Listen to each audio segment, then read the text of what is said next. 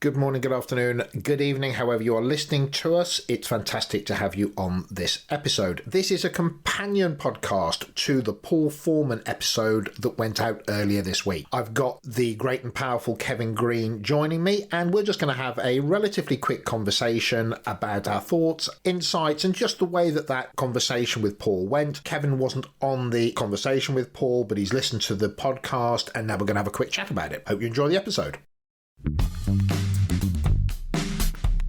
Welcome to Leadership Bites with your host Guy Bloom, a leadership podcast, conversations, just me talking and occasional interviews. Check us out at livingbrave.com, and when you enjoy the episode, subscribe and tell everyone.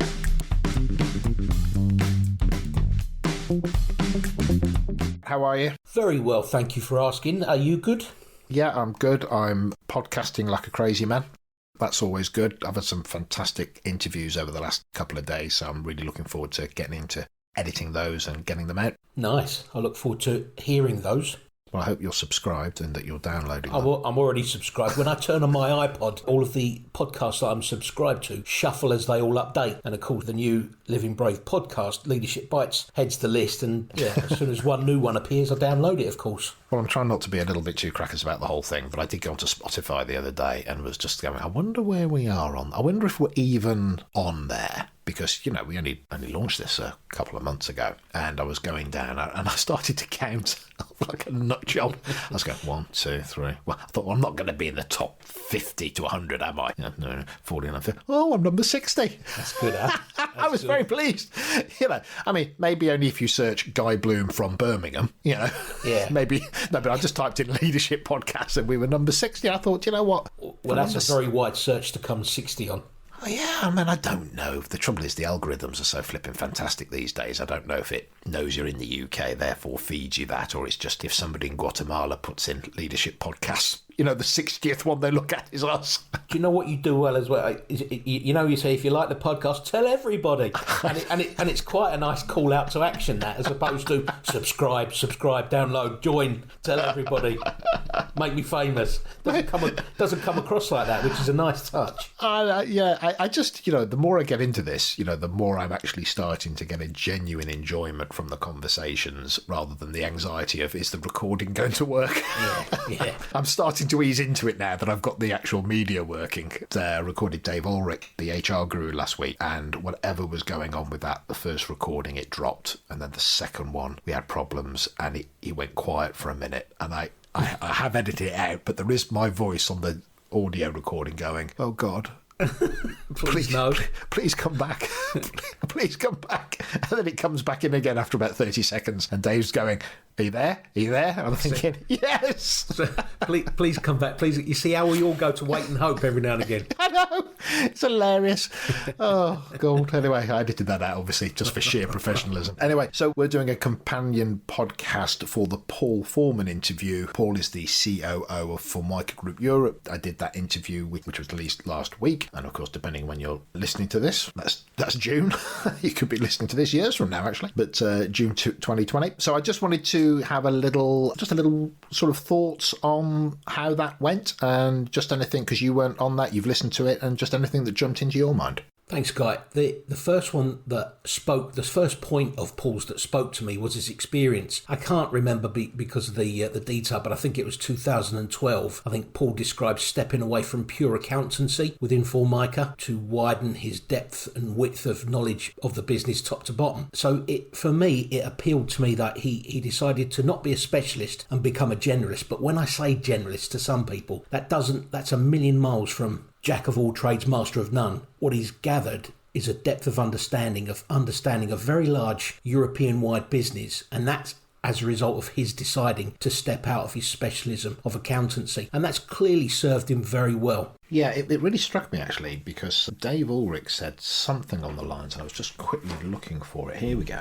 I found it more by luck than judgment, but he said, your career is a constellation of experiences, not just a vertical one. And I thought, that's wisdom there, that is. But your career is a constellation of experiences, not just a vertical one. And I love that. And I think that's what I got from Paul. He's worked in many different places within the organisation. That has cumulatively given him a line of insight from accountancy to heading up IT, through moving into the operational space to, I think he said, working in Singapore. Shanghai. Shanghai, sorry, not Singapore. And business development roles. Exactly. And factory distribution centres, warehousing. Yeah. And to use Dave Ulrich's quote then, it occurred to me that Paul proactively stepped out of his comfort zone to deliberately develop his constellation of experiences. Sometimes we do these things on purpose, and, sometimes they happen to us just as the natural organic nature of our career, or just we stumble into one thing to the other. But I think whether or not you've done it on purpose or it's happened by accident, I think there comes a point in your life where you can manifest all of these experiences and be a lot more than the sum parts of the role, because you've done a lot of stuff that a lot of other people haven't. And I think there's a lot of maturity there that can really be pulled on, that often doesn't come from just a purely vertical, I started in IT and I've been in IT my whole life. Well, nothing wrong with that, but it is different for the person that stepped into other places and spaces. So I think that really came through. Yeah, because if you did decide to dedicate your working career to IT, you can become the guru of IT, but then your frame of reference is only IT related, and you can't achieve a width of, shall we say, cognitive diversity. Whereas where Paul develops that constellation of experiences, he's probably got many frames of references that he's leaning on today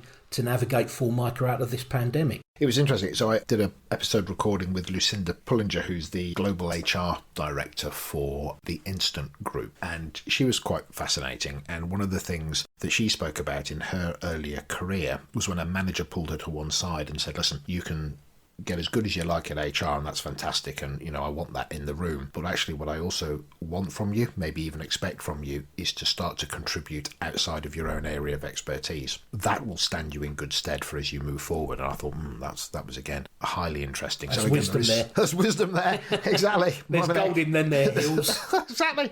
And I just think there is something. There's nothing wrong with the vertical. And one of the things I got from that is there comes a point where the value of your expertise is one thing, but the value of your experience outside of your expertise becomes a factor. Yeah, so I think that really shone through. Any other thoughts or observations? Well, only that I guess that Formica as a business are going through everybody else's problems as they try to navigate through COVID-19. It's just that their troubles are magnified because of the sheer size of the business. So what came through clearly for me is that Paul's got a three-pronged strategy, if you will, that he's focusing on. Number one is supply and demand. It was interesting to hear, of course, the supply chain is affected by the pandemic. Formica has said, right, let's shut down the container ships, and then it might take another 6 weeks or another month to order another one. So how do they gaze into the crystal ball in terms of anticipating the supply and demand of the business if and when the economy emerges successfully from recession? So that speaks nicely to a previous podcast that we did. The problems that Paul's tackling right now are wicked.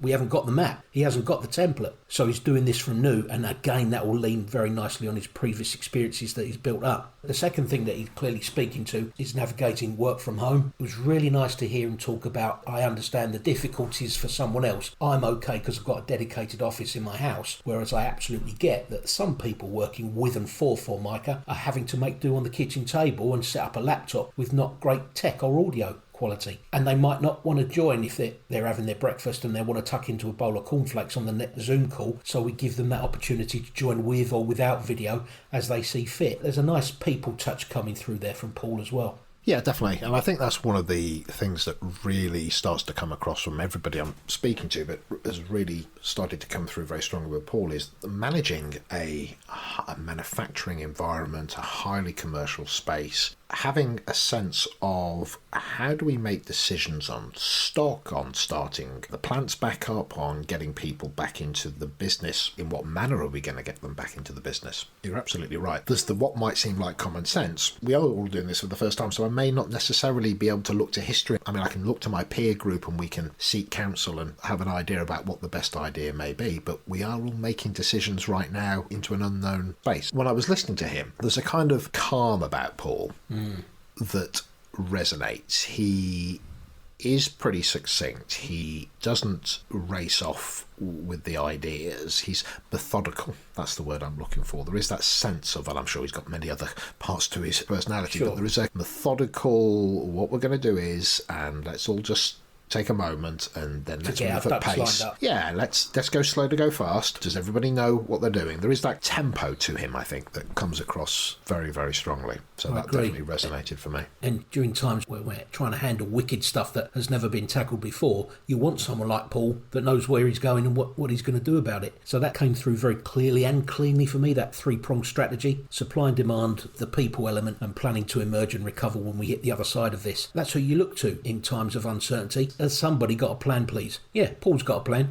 Great. Paul's got methodology. Great, thank you. Definitely. Okay, well, listen, that's it. Our thoughts and just instinctive reaction. So listen to the Paul Foreman podcast to hear the whole conversation. It was a really good podcast, and I think there was a huge amount of value to be had from it. Kev will pick up on the next recording. Excellent. Look forward to that. That's it. Subscribe so you keep updated on new episodes. Visit livingbrave.com if you want to connect with us and find out more. This has been Leadership Bites. See you soon.